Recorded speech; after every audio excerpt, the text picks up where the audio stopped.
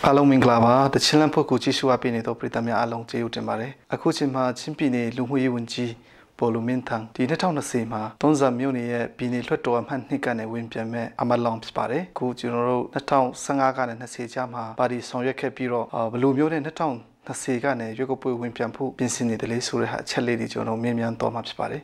နာမည်ကတော့ပိုပေါလူမင်းထန်ဖြစ်ပါတယ်မွေးဇာတိဟိုင်ဂျင်းချခါမှာပဲကြည့်ပြန်ပါတယ်အဖေကတော့ပိုပုံခမန်အမေကပြည်ချင်းခန်ဝုံဖြစ်ပါတယ်မိဘနှစ်ပါးတော့ဆုံးတော့ပါပြီကျွန်တော်နေ့ကူ9ယောက်မွေးချင်း9ယောက်ရှိပြီးတော့ကျွန်တော်ကအလဲပေါ့စတုထမြောက်ပေါ့4ယောက်မြောက်ဖြစ်တယ်2010မှာအင်ထောင်ပြုပြီးတော့ဒေါက်တာလွန်ဇချင်းနိပညာတက္ကသိုလ်ကလေးမှာ Professor Electrical Department မှာ Professor ဖြစ်ပါတယ်သူနဲ့လက်ထပ်ပြီးတော့ဖျားကြီးစုတော်ကျောင်းတာလီMoses Manglen လာမွေးပါတယ်ကိုတာလီကတော့2နှစ်နဲ့4လလောက်ရှိပါပြီ2015ရွေးကောက်ပွဲမှာတော့တွန်းစာမျိုးနဲ့မဲဆန္ဒနဲ့မနစ်ပြည်နယ်လွှတ်တော်ကိုယ်စားလှယ်နဲ့ရှင်ပြပြီးတော့ကျွန်တော်တို့ပြည်သူရဲ့ကြီးစိုးကြောင်းပေါ့နော်ကျွန်တော်တို့အရွေးချယ်ခံပြီးပြည်နယ်ဆိုရရဲ့လူမှုရေးတာဝန်ကိုထမ်းဆောင်နေရတာဖြစ်ပါတယ်ကလီကောလိပ်ပေါ့နော်ကလီကောလိပ်စဖွင့်တာနဲ့ First Batch Physics Major နဲ့တက်ပြီးတော့ဒီတက္ကသိုလ်မှာကောလိပ်မှာ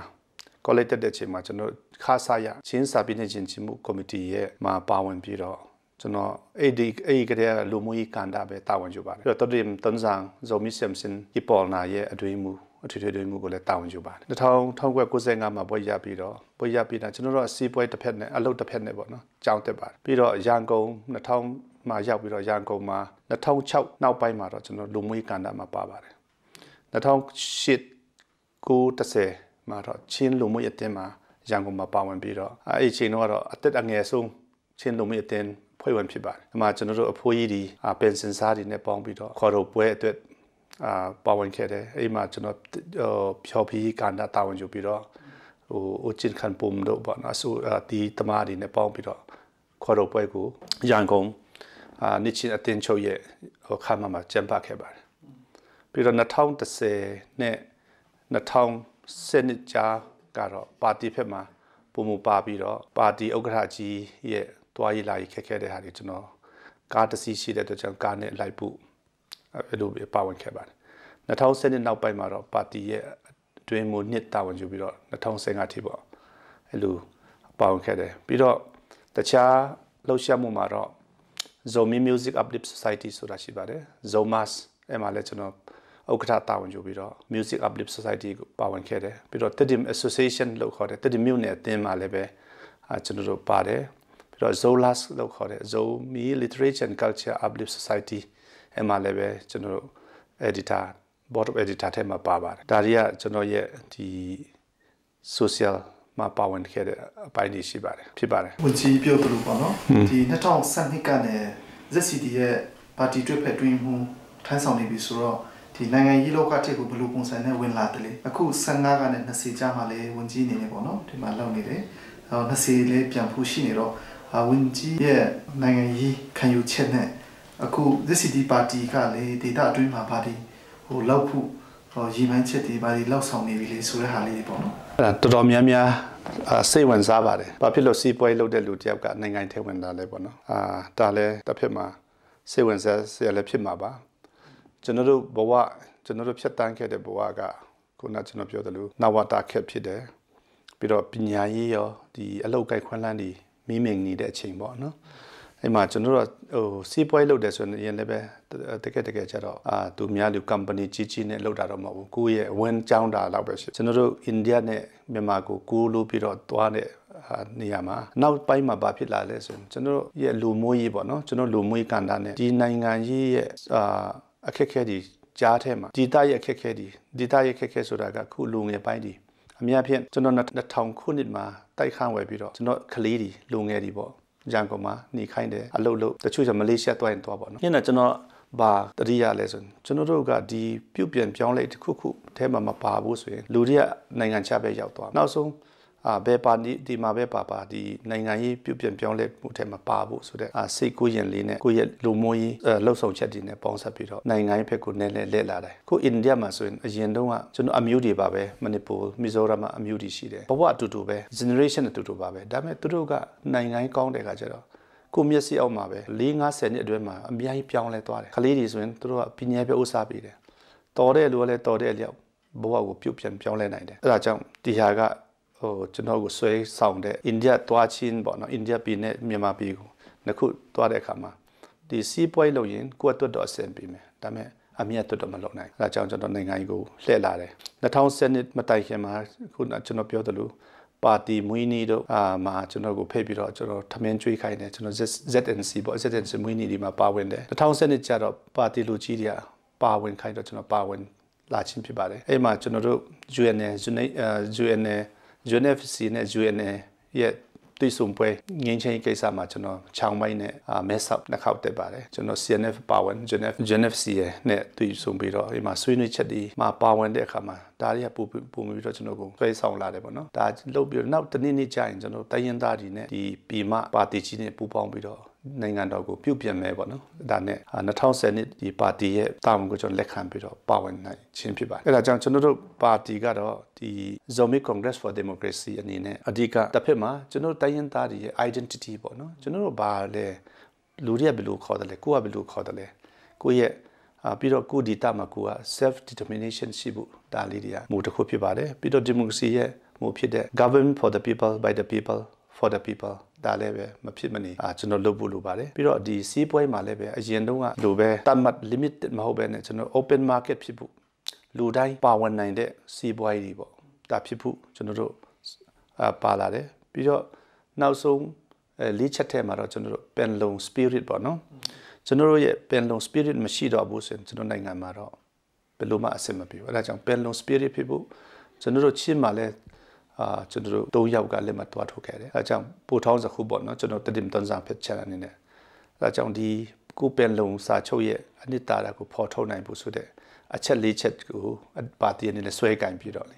ဒီဟာဒီအကုန်ထဲပေါ်ဖို့ကျွန်တော်လူငယ်ပိုင်းအနေနဲ့ပါဝင်ခြင်းဖြစ်ပါတယ်ပါတီကတော့အစင်လာရပေါ့နော်ကျွန်တော်တို့1990မှာရွေးကောက်ပွဲအောင်မြင်ခဲ့တယ်ပေါ့နော်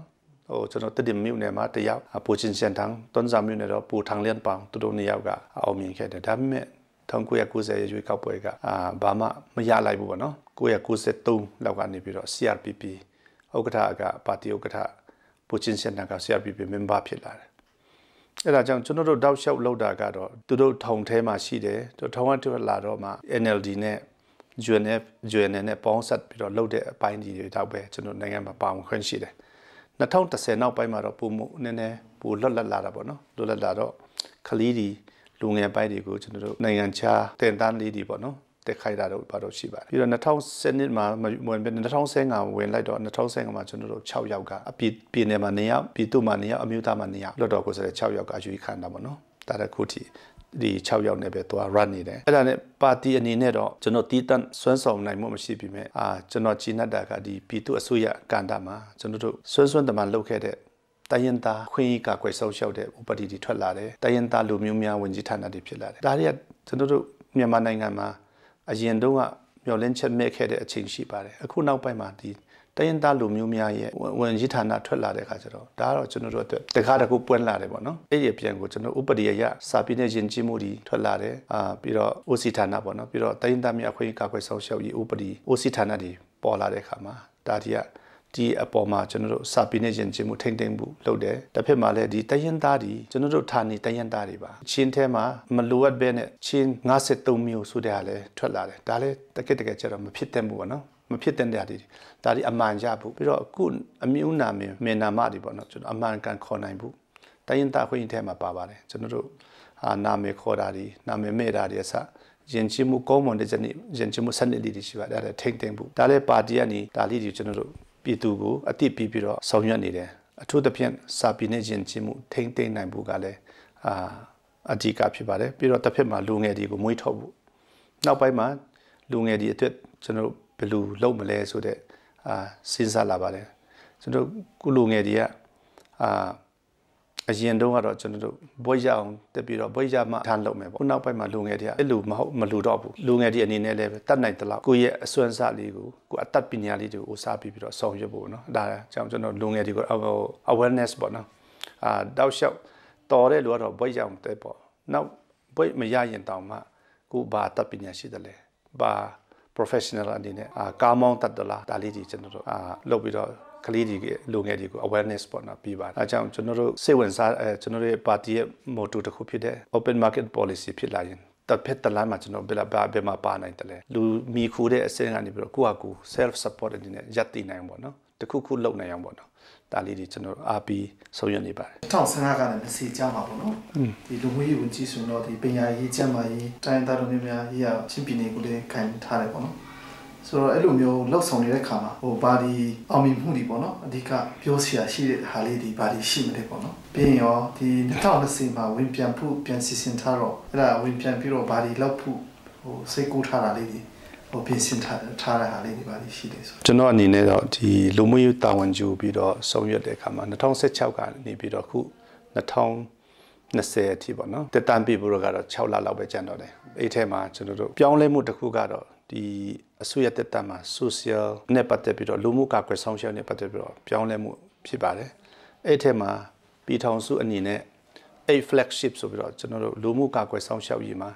လူမှုဝန်ထမ်းအနေနဲ့10ခုဆောင်ရွက်ရှိပါတယ်အဲ့အားထဲမှာကျွန်တော်တို့ချင်းပြည်နယ်ကပိုညက်မှုအများဆုံးနဲ့ nutrition ကဏ္ဍမှာပြီးတော့မတန်ဆွမ်းကဏ္ဍမှာလည်းကျွန်တော်တို့မြန်မာနိုင်ငံရဲ့ top ထဲမှာပါတယ်အမြင့်ဆုံးထဲမှာပါတဲ့အခါကျတော့ဒီဟာဖြည့်ရှင်းနိုင်ဖို့က nutrition အဓိကဖြစ်တယ်လို့ပညာရှင်တွေပြောပါတယ်အဲဒါကြောင့်2019မှာစပြီးတော့ MCCT ကိုကျွန်တော်အကောင့်ထဲပေါ်နိုင်ခဲ့တယ်ကျွန်တော်အမြဲတမ်းပြောပါတယ်ကျွန်တော်ဘယ်သူပဲမိမိကျွန်တော်အကျဉ်းနဲ့ဆုံးအလုပ်ကတော့ MCCT ပါလို့ကျွန်တော်ပြောထားရှိပါတယ်ဒီ MCCT Mother and Child Cash Transfer ကကိုယ်ဆောင်မိခင်နဲ့၎င်းမမွေးဖွားတဲ့နှစ်အထိထောက်ပံ့တဲ့အစီအစဉ်ကတော့တော်တော်ကောင်းမွန်တဲ့စနစ်တစ်ခုဖြစ်ပါတယ်ငွေအားဖြင့်တော့တစ်နှစ်900နှုန်းဖြစ်ပြီမဲ့အရင်တုန်းကကျွန်တော်လိုချင်တာကစနစ်ပို့လိုချင်တယ်စနစ်တစ်ခု implement လုပ်ပြီးဆိုရင်နောက်ပိုင်းမှာနိုင်ငံတော်ရဲ့ GDP တက်တာနဲ့ budget တူးလာတဲ့အမြကျွန်တော်တို့တူးလို့ရပါတယ်အရင်တော့လုံးဝမရှိခဲ့တဲ့စနစ်တစ်ခုကိုဒီအစိုးရတက်တာမှာကျွန်တော် implement လုပ်နိုင်တာကကျွန်တော်အခြေအနေဆုံးပါအစပိုင်းတုန်းက lift fund ကိုနောက်ပိုင်းမှာတော့နိုင်ငံတော် budget နဲ့နိုင်ငံတော်ဘဏ္ဍာနဲ့ကျွန်တော်တို့2019ကစပြီးတော့ထောက်ပံ့နိုင်ခဲ့တယ်အဲ့ဒါရဲ့ပြီးတော့ social protection ထဲမှာပဲမတန်ဆွမ်းထောက်ပံ့တဲ့စီစဉ်ကလည်းပဲပြီးခဲ့တဲ့ကစပြီးတော့တစ်နှစ်3000နဲ့စပြီးပါတယ်ခု social plan social pension နေနဲ့အသက်90နှစ်ပေါ့85 short ချပြီးပါတယ်ဒါလေးတွေကကျွန်တော်တို့တမိုင်းမှာမရှိခဲ့တဲ့အစီအစဉ်လေးတွေကိုလုပ်နိုင်တာကအကျဉ်းနဲ့ဆုံးဖြစ်တယ်ခုန MCCT ကတော့ချင်းဒီမြန်မာနိုင်ငံမှာပထမအဆုံး MCCT ဆောင်ရွက်တဲ့ပြည်နယ်ဖြစ်လာပါတယ်ဒါတော့ကျွန်တော်ရဲ့ pioneer ပေါ့နော်ကျွန်တော်ပထမဆုံးဆောင်ရွက်တဲ့ပြည်နယ်ဖြစ်တဲ့အတွက်ကြောင့်ဒါအခက်အခဲပေါင်းမြတ်မဲဆိုစီပြီးမြအရန်ကုန်ယူပြီးတော့ပြည်သူတွေအတွက်ကျွန်တော်ကျင့်တတ်ခဲ့ပါဒါပေမဲ့ခုဒီလေးနှစ်တန်းမှာကျွန်တော်တို့ဒီအပိုင်းရဲ့ပညာရေးမှာလည်းပဲကျွန်တော်ပညာရေးအဆောက်အဦတည်ဆောက်မှုလုပ်ငန်းဒီလိုအပ်တဲ့ဝန်ထမ်းကွာတာဆိုရင်အရင်တုန်းကပညာရေးလောကမှာမရှိခဲ့ဘူးလုံးဝမရှိခဲ့တဲ့ budget ပေါ့နော်ခုနောက်ပိုင်းမှာတော့ကျွန်တော်ဝန်ထမ်းရေးဆောက်ပြီးတယ်ကျန်းမာရေးကတော့ဝန်ထမ်းရေးဆောက်တဲ့နေ့ဆိုပြီးတော့ပြည်ထောင်စုဝန်ကြီးကဆောင်ရွက်တဲ့အခါမှာခုတော်တော်များများနေရာမှာကျန်းမာရေးဝန်ထမ်းတွေကိုဆောက်ပေးနိုင်ပါပြီးတော့အဆောက်အဦလိုအပ်ချက်ပေါ့နော်စံကိုက်ဆောက်အဦဒီဆောက်နေတယ်ဒါလည်းတော်တော်များများလုပ်ပြီးနိုင်ခဲ့ပါတယ်ဒါပေမဲ့အများကြီးတော့လိုတည်တယ်ဒါအပြင်ကျွန်တော်တို့အားကစားဘက်ကလည်းပဲexercise medicine အရာပေါ့နော်ကျွန်တော်တို့ဒီတာ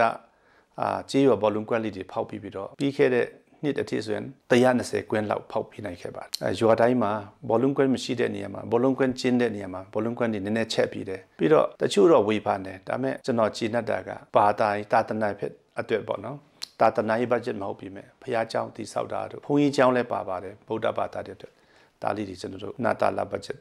အနေချင်းကူညီနိုင်ခဲ့ပါတယ်ဒါလေးတွေကကျွန်တော်တို့မကြုံဘူးတဲ့လုပ်ငန်းတွေဖြစ်တယ်ပြည်သူအတွက်ပေါ့နော်ကျွန်တော်ပြည်သူအတွက်တစ်ဖက်တစ်လမ်းမှာကျွန်တော်အထောက်အကူပြုနိုင်တဲ့အစိုးရရဲ့ဆောင်ရွက်ချက်တွေဖြစ်ပါတယ်ဒါပေမဲ့ဒီလုပ်ငန်းလေးတွေဒီ၄နှစ်တာတွင်မှာတော့၄နှစ်၅နှစ်တာဆိုတာကတကယ်အလုပ်လုပ်ရင်ခဏလေးပဲဖြစ်ပါအဲဒါကြောင့်နောက်လာမယ့်9နှစ်အတွက်လုပ်เสียရှိပါတယ်ခုနကကျွန်တော် flagship လုပ်ဇီမန်ချက်ရှိတဲ့လူမှုဝန်ထမ်းရဲ့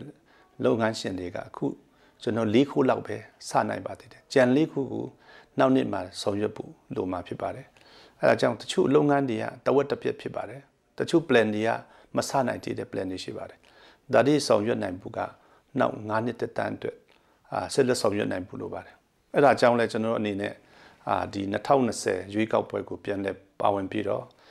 ့ပြည်သူရဲ့အားပေးမှုနဲ့ပြည်သူရဲ့ထောက်ခံမှုအပေါ်ကျွန်တော်တို့အရွေးချယ်ခံခဲ့သည်ရှိတော့ဗောနော်အရွေးခံပါကကျွန်တော်တို့ဆက်လက်ပြီးတော့ပြည်သူအတွက် ကျွန်တော်နိုင်ငံတော်အတွက်ဆောင်ရွက်ဖို့ကျွန်တော် plan ထားပါတယ်တော့အနေနဲ့ခုနကျွန်တော်ပြောတာဒီ9နှစ်တက်တန်းမှာလှုပ်ရင်နဲ့မလှုပ်နိုင်တည်တဲ့ဟာရှိတယ်လှုပ်ဖို့ရည်ရွယ်ထားပြီးတော့မဆနိုင်တည်တဲ့ဟာရှိပါတယ်အဲ့ဒါတော့ကျွန်တော်တို့နိုင်ငံရေးတမဒီအဓိကလွတ်တော်ကိုဆက်လက်ပဲဖြစ်ကျွန်တော်တို့ ideas dreams ပေါ့နော်ကျွန်တော် aim ရှိပါတယ်အဲဒါကြောင့်ခုနကျွန်တော်ပြောတဲ့ဒီလူမှုကာကွယ်ဆောင်ရှောက်ရေးလုပ်ငန်းတချို့ကတဝက်တစ်ပြည့်ရှိတာရယ်ပြီးတော့ဆောင်ရွက်မဲ့စီမံထားတဲ့ဟာဒီရှိပါတယ်အဲ့ဒါကိုလုံနိုင်ဖို့ကခုနပြောသလိုကျွန်တော်တို့အရွေးချယ်ခံပြီးတော့ဝင်ကြီးအဆင့်ပြည်နယ်ရဲ့အစိုးရအဖွဲ့ဝင်ကြီးတစ်ပါးဖြစ်ရင်တော့ဒီအတိုင်းတော့ဆက်လက်ဆောင်ရွက်ဖို့ကရှိမှာပါနောက်ဆုံးပိတ်မရဘဲနဲ့ကျွန်တော်လွတ်တော်ကိုဆက်တဲ့အနေနဲ့ရပ်တည်တယ်ဆိုရင်လည်းပဲကျွန်တော်ဒီအကောင့်ထဲပေါ်ဖို့လွတ်တော်အနေနဲ့ဆက်ကျွန်တော်တို့တွန်းအားပေးဖို့ရပါတယ်နိုင်ငံမှာတော့အဓိကတော့လွတ်တော်ကနေတစ်ဆင့်ကျွန်တော်တို့ policy တွေချမှတ်ပြီးတော့ဥပဒေတွေချမှတ်ပြီးတော့အဲ့အနီ implement လုပ်နိုင်ဖို့အရေးကြီးပါတယ်အဲဒါကြောင့်ဒါကိုကျွန်တော်တို့တွန်းတိုက်လုပ်ဖို့ရည်ရွယ်ထားပါတယ်အဲဒါကြောင့်တစ်ဖက်မှာကျွန်တော်အနေနဲ့2020ရွေးကောက်ပွဲရဲ့ကျွန်တော်အနေနဲ့ motto လို့ပြောမလားကျွန်တော်9ချက်ထားပါတယ်အဲ့ထဲမှာတစ်ခုကတော့ငင်းချမ်းပေါ့နော်ငင်းချမ်းအရေးကြီးပါတယ်ဘာဖြစ်လို့တချို့ဆွေးနွေးတယ်ငင်းချမ်းဆိုတော့ချင်းပြည်နယ်မှာကအစိုးရနဲ့တိုက်ပွဲဖြစ်တာလည်းမရှိဘူးလို့ပြောတယ်လို့ရှင်ကျွန်တော်အနေနဲ့ငင်းချမ်းကျွန်တော်အမြင်ကတော့တိုက်ပွဲဖြစ်တာအစိုးရနဲ့အဖွဲ့အစည်းနဲ့တိုက်ပွဲဖြစ်တာတခုတည်းမဟုတ်ပါဘူးကျွန်တော်ငင်းချမ်းလို့တာကမိသားစုမှာလည်းငင်းချမ်းလို့တယ်ရွာတွေမှာငင်းချမ်းလို့တယ်ပြီးတော့ကိုမြို့နယ်မှာကိုပြည်နယ်မှာလို့ပါငင်းချမ်းပြက်စီတဲ့အပြုတ်အမူတွေအပြောဆိုတွေကိုကျွန်တော်တို့နဲအောင်ဘယ်လိုလုပ်မလဲပြီးတော့တချို့ရွာတွေဆိုရင်ရွာနှစ်ခုရှိတယ်တခုNB ရွာတော်ကိုနေမီကိစ္စနဲ့ပြဿနာတက်တာရှိတယ်မဟုတ်တချို့ကြတော့မဟုတ်ဘူးရွာဟောင်းနဲ့ရွာတစ်ရှိတယ်လုံးဝမစစ်ဆန်တဲ့ရွာတွေအဲ့ဒီအစားပေါ့နော်ကျွန်တော်ဘယ်လိုဖြည့်ရှင်းမလဲအမှန်တော့ဖြည့်ရှင်းလို့ရတဲ့အနေအထားမျိုးကိုကျွန်တော်အချိန်မီမဖြည့်ရှင်းတဲ့အခါမှာပြဿနာတီးတာကိုအကြီးဖြစ်သွားတာရှိပါနောက်ဒုတိယအနေနဲ့ကျွန်တော်တို့ကျန်းမာရေးကျွန်တော်စိတ်ကိုယဉ်ထားတော့ရွာတိုင်းမှာတော့ကျန်းမာရေးဌာနခွဲရှိနေအောင်ကျွန်တော်တို့စူးစမ်းဖို့လိုပါတယ်ကျွန်တော်တို့ public health အကောင်းမှာခုနပြောတဲ့ကိုဝင်ဆောင်ကတဲ့ကကျွန်တော်ကျန်းမာရေးဆုံးရှုံးမှုကောင်းရင်ခလေးမွေးလာမယ်ကောင်းမယ်လူ teenagers ဖြစ်တဲ့အခါမှာကျွန်တော်တို့ကျန်းမာနဲ့မွေးထုတ်ပေးနိုင်မယ်ဆိုရင်ဒါနိုင်ငံတော်အားလည်းဖြစ်မယ်ပြီးတော့လူမျိုးအနေနဲ့လည်းပဲကျွန်တော်တို့ကျန်းမာတဲ့မြို့နယ်စုဒီလူမျိုးဒီဖြစ်လာမှာပေါ့နော်ဒါဒီအရေးကြီးတယ်ပြီးတော့ပညာရေးပေါ့နော်ပညာရေးပါလည်းပဲအခုထိကျွန်တော်တို့ပညာရေးကစနစ်ကိုပြောင်းတယ်စနစ်ပြောင်းလဲတဲ့အခါမှာကျွန်တော်ချင်းပြည်နယ်ဆိုရင်ပညာရေးက10တန်းအောင်ချက်နှုန်းနဲ့ချင်းတော်တော်ကိုအားနေပါတယ်ကျွန်တော်အနေနဲ့တော့အဲ့တခုတည်းအောင်ချက်မြန်မာဖို့တခုတည်းမဟုတ်ပဲနဲ့ဒီပညာရေးရဲ့အနှစ်သာရပေါ့ကလေးတွေနားလည်ဖို့နဲ့သူတို့ကျောင်းသားတွေအနေနဲ့ပဲလိုအပ်တဲ့ teaching aid တွေအပြည့်အဝရနိုင်ဖို့ပေါ့နော်ရွာတိုင်းကျောင်းတိုင်းတွေမှာ teaching aid တွေရနိုင်ဖို့ဒါမှကလေးတွေစိတ်ဝင်စားတဲ့ line ကိုသူတို့လိုက်နိုင်မှာဖြစ်ပါတယ်နောက်အများပြည်သူတို့ livelihood ပေါ့နော်ကျွန်တော်တို့နေ့စဉ်ဝန်ကြီးစာဝတ်နေရေးကိစ္စပြည်လဲဖို့ဒါလည်းပဲသူတစ်ဖြင့်ကျွန်တော် data တစ်ခုနဲ့တစ်ခုမတူပါဘူးချင်းက coffee နဲ့နာမည်ကြီးပါတယ်ဒီလောက် coffee နာမည်ကြီးတာကိုကျွန်တော်တို့ပုံမှန်ထုတ်လုပ်နိုင်ဖို့လိုပါတယ် coffee ထုတ်လုပ်ဖို့က coffee စိုက်ခဲလို့တယ် coffee မျိုးစီတွေလိုပါပြီးတော့ဝါဝပေါ့ဝါဝဒီလောက်ကောင်းတယ်ဒါပေမဲ့တကယ်ဝါဝထုတ်မယ်ဆိုရင်ကျွန်တော် supply လုပ်နိုင်မလားဒါဒီတွေလိုပါတယ်ပြီးတော့နောက်ပြောကြတယ်တကယ်ရောနောက်သားထုတ်မယ်တရုတ်ပြည်ကိုနောက်ပို့မယ်ဆိုရင်တရုတ်ပြည်ကနွားဆိုရင်အမြဲဖြင့်သားနဲ့ချီနေ့တိုင်းလိုတယ်လို့ပြောပါတယ်နောက်ပို့မယ်ဆိုရင်တော့ကျွန်တော်တို့ဘယ်လောက်ထိပို့နိုင်မလဲအလားဒီတွေအရှိပါတယ်အဲကြောင့်ကျွန်တော်စီဝေးအဝေးကြီးကိုမစင်းစားပြတဲ့ဒီ data မှာအဆင်ပြေမဲ့စာဝတ်နေရေးစီးပွားလုပ်ငန်းလေးတွေကျွန်တော်ဖော်ထုတ်ဖို့ဒါအရေးကြီးတယ်လို့ကျွန်တော်ရဲ့အထဲမှာထည့်ထားပါတယ်ပြီးတော့ communication transportation ကတစ်ဖက်မှာလိုပါတယ်ကျွန်တော် communication ဖုန်းလိုင်းတစ်ခုတည်းမဟုတ်ပ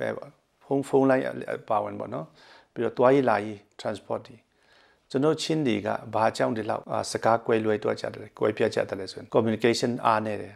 တရွာနဲ့တရွာကုလို့ဆက်ဆံမှုမရှိအရင်တော့ရွာတရွာနဲ့တရွာတွားရင်တရွာကဖမ်းတာတော့တတ်တာတော့ဖြစ်ဖို့တော့အဲ့ဒါကြောင့် isolate နေကြတဲ့အခါကျတော့စကားလေယူလေတင်အစားနဲ့ကွဲလာတယ်အဲ့လိုဟာမျိုးပေါ့တနေရာနဲ့တည်းမရောက်ဘူးကျွန်တော်တို့ကိုယ်တိုင်ကချင်းပြည်နယ်ကိုမြို့နယ်တောင်ကျွန်တော်တို့ဒီအစိုးရဖြစ်ပြီးမှတော့ရောက်တယ်တော်တော်များမရောက်နိုင်ဘူးဘာကြောင့်လဲဆိုရင်လမ်းပန်းဆက်သွယ်ခက်ခဲတယ်အဲ့ဒါကြောင့်ဒါလေးတွေကျွန်တော်တို့အကုန်ပုံမကောင်းမအောင်ဆက်လက်ဆောင်ရွက်ဖို့ပေါ့လိုပါတယ်ပြီးရင်ကျွန်တော်တို့ရဲ့တန်ဖိုးရှိတဲ့ဘာသာစကားနဲ့စာပေနဲ့ယဉ်ကျေးမှုတွေကိုထိန်းသိမ်းဖို့အရေးကြီးပါတယ်အဓိကတော့ကျွန်တော်တို့ချင်းတွေရဲ့ identity က အမြဲတမ်းကျွန်တော်ထိမ့်သိမ့်ပြီးတော့မြန်မာနိုင်ငံမှာကျွန်တော်တို့တကယ်အင်ရှင်ဖြစ်ပါတယ်ကျွန်တော်ဒီမှာဌာနေတိုင်းရင်းသားဖြစ်ပါတယ်အဲကြောင့်လူတိုင်းပေါ့နော်ခုနိုင်ငံမှာအင်ရှင်စိတ်ဓာတ်အပြည့်နဲ့ပေါ့နေနိုင်ဘူးတော်တော်များများကတော့ဒီပြည်မကိုစိတ်ဝင်စားပဲနဲ့အိန္ဒိယဘက်ဒါမှမဟုတ်နိုင်ငံခြားဆိုတဲ့စိတ်ရှိခုနောက်ပိုင်းအဲ့လိုမဟုတ်တော့ဘူးဒီမြန်မာနိုင်ငံအတွင်းမှာပဲအင်ရှင်ကိုကဒီမှာဒေတာခံဖြစ်တာဒီမှာအခြေချနိုင်ဖို့ဒီမှာ ownership ယူပြီးတော့ဆောင်ရွက်ဖို့ဆိုတာဒီလေကျွန်တော်တို့အနေနဲ့ရွေးချယ်ထားပါတယ်အဲ့ဒါကြောင့်နောက်လာမဲ့9နှစ်မှာပြည်သူရဲ့စန္ဒနဲ့ပေါ့နော်ဘုရားကြီးတို့ကြောင့်ကျွန်တော်အရွေးချယ်ခံမယ်ဆိုပါကဒါလေးတွေလုပ်ပြီးတော့ချင်းပြည်နယ်အရေးချင်းပြည်နယ်တိုးတက်ဖို့အားလုံးမြို့နယ်တွေမကျန်ဒေသတွေမကျန်အောင်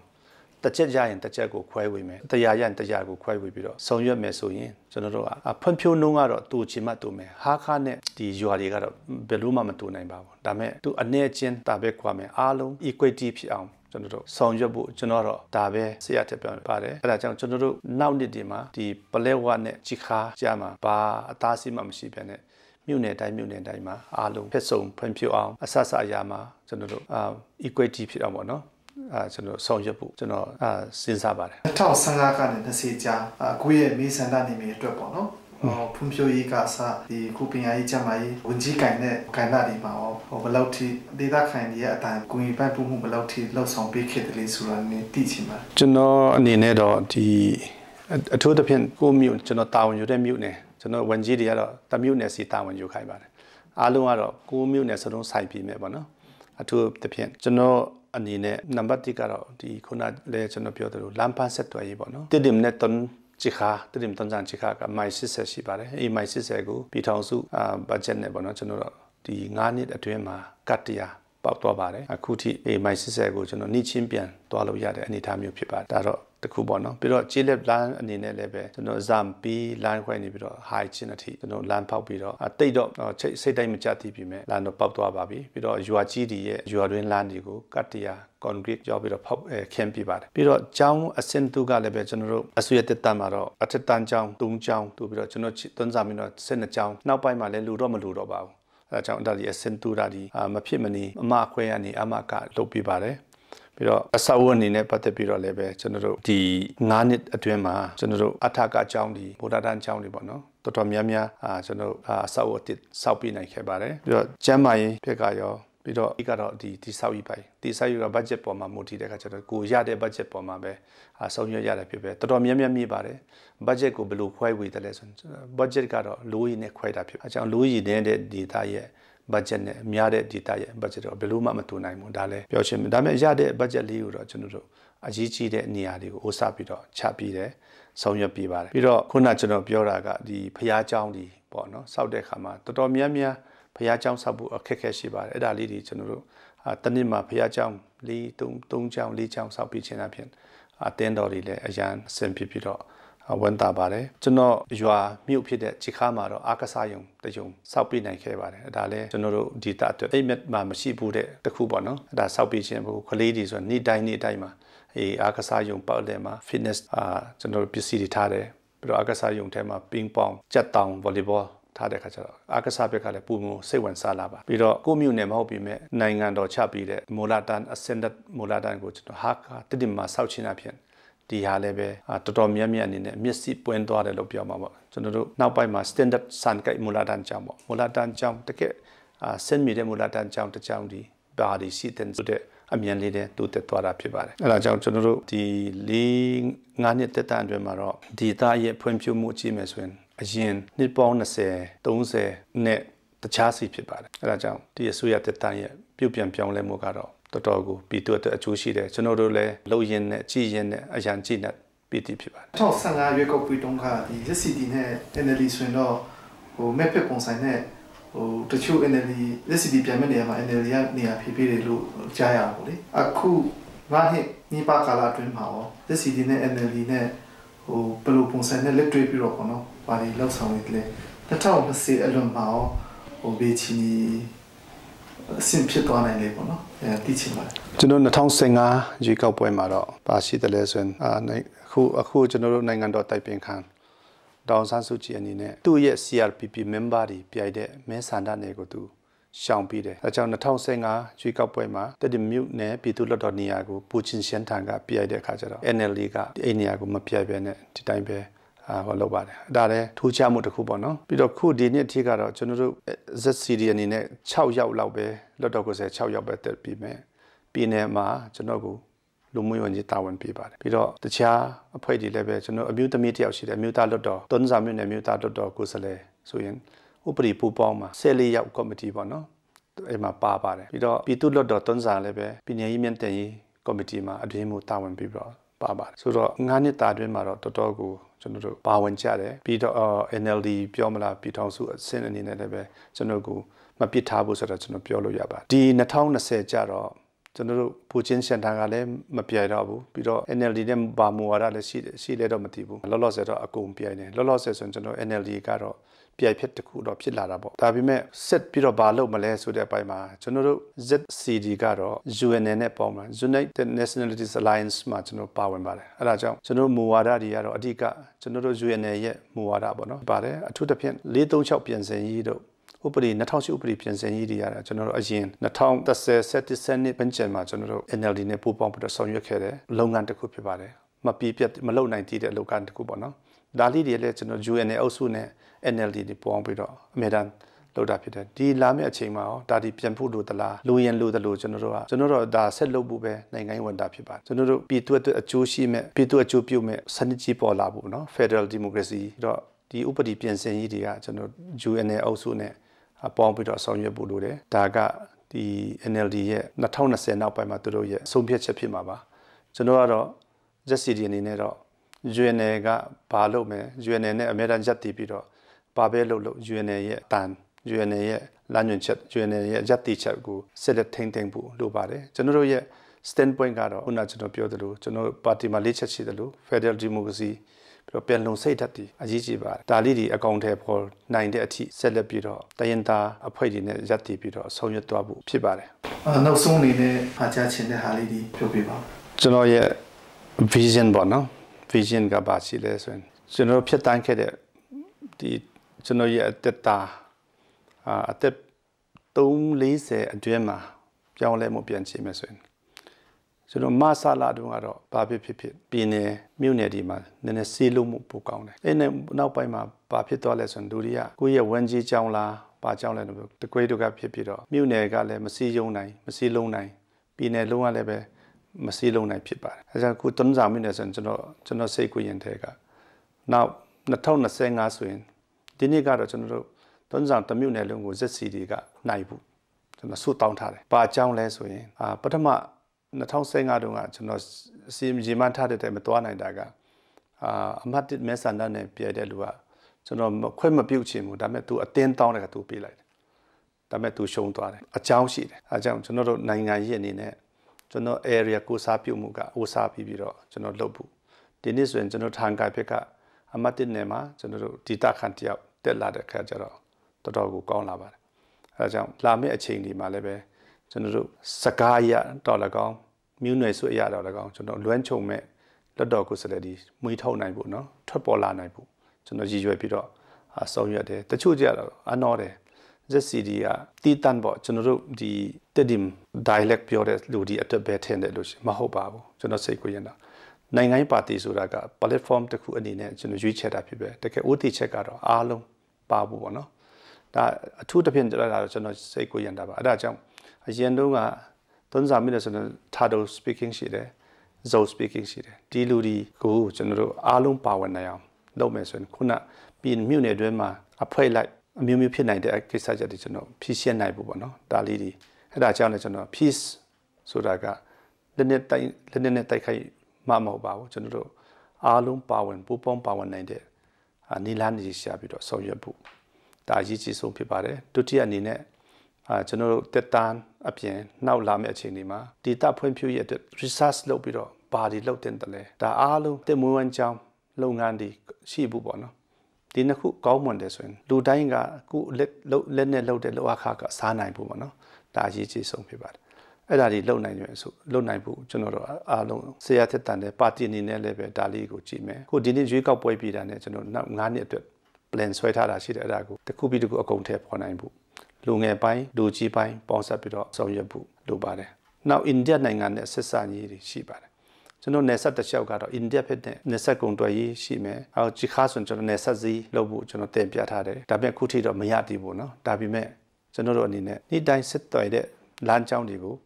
ပုံမှုပြီးတော့ပုံမှုကောင်းမအောင်နယ်စပ်ကုန်သွယ်ရေးပဲလုပ်လို့နယ်စပ်စည်းပဲဖွင့်ဒါဒီ function ဖြစ်အောင်ကျွန်တော်လုပ်ဖို့လိုပါတယ်ဒါကြောင့်သူတို့ရဲ့ငွေကိုဒီဘက်ကဝင်နိုင်အောင်ကျွန်တော်တို့ရောင်းဆရာရှိမယ်ဝယ်ဆရာရှိမယ်အဲ့ဒါတွေဖလှယ်နိုင်တဲ့စီးပွားရေးဖြစ်ဖို့ပြီးတော့ကျွန်တော်တို့ဂျီခါဆိုရင်ဒီအိန္ဒိယနဲ့ highway နဲ့ဆက်တာဖြစ်ပါတယ်တကယ်အာဆီယံလမ်းမကြီးအနေနဲ့တောင်သုံးရုပ်လမ်းမကြီးဖြစ်တယ်ဒီလမ်းမကြီးကိုမြတ်အသုံးနိုင်ခုကျွန်တော်တရားနာဇန်တရားတိဆောက်ပြီးဂျီခါနာကတွေးပိုက်တရားကလည်းပြီးသွားပြီတွေးချမ်းတရားကျွန်တော်တရား3ဆင်းကောင်းဆောက်ပြီးသားဖြစ်တဲ့အတွက်ကြောင့်ကွန်တီတို့အိန္ဒိယလူချင်းတဲ့ပစ္စည်းတွေဒီဘက်ကလူချင်းတဲ့